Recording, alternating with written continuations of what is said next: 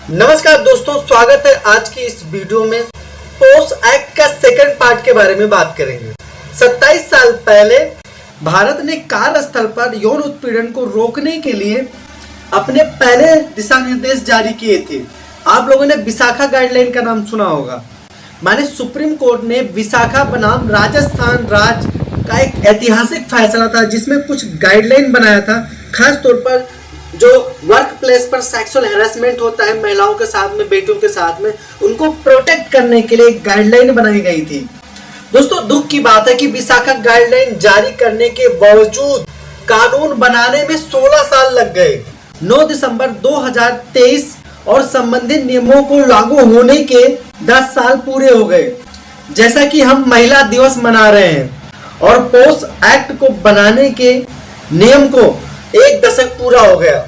दोस्तों, आइए जानते हैं कि पोस अधिनियम और नियमों में दोनों में कई मसौदा तैयार करने की खामियां कैसे बनी हुई हैं, जबकि पोस अधिनियम के कुछ प्रावधान लिंग तटस्थ हैं। उदाहरण के लिए आईसी के निर्णय के खिलाफ कोई भी व्यक्ति आवेदन कर सकता है, यानी कि अपील कर सकता है। जहां तक परियोजना का सवाल है, यौन उत्पीड़न कानून लिंग तटस्थ नहीं है और पोस अधिनियम के तहत एक पीड़ित महिला संगठन के साथ कार्यरत और साथ में जुड़ी हुई आगंतुक या ग्राहक के रूप में भी शिकायत दर्ज कर सकती है, जिसे पुरुष और LGBTQ+ समुदाय इससे बाहर हो जाते हैं। पोस अधिनियम अनौपचारिक क्षेत्र और 10 से कम कर्मचारी वाले कार्यस्थलों से महिलाओं से यौन उत्पीड़न की शिकायतों पर जांच करने, जिला प्रशासन द्वारा स्थानीय समितियों को गठन को अनिवार्य बनाता है। हालांकि ऐसे स्थानीय समितियों के कामकाज और प्रभावशीलता पर कोई डेटा या जानकारी उपलब्ध नहीं है।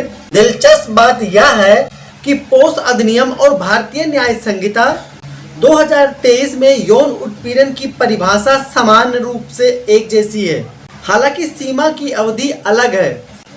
पोस अधिनियम के तहत आईसी के पास शिकायत दर्ज करने की सीमा अवधि घटना की तारीख से 3 महीना है, जबकि भारतीय न्याय संहिता 2023 की धारा 75 के तहत जो यौन उत्पीड़न और इसके लिए सजा से संबंधित है, भारतीय न्याय संहिता 2023 में शिकायत करने की जो अवधि होती है घटना की तारीख से 3 वर्ष तक की है, जैसा कि भारतीय नागरिक सुरक्षा संहिता 2023 की धारा 514 के तहत प्रदान किया गया है।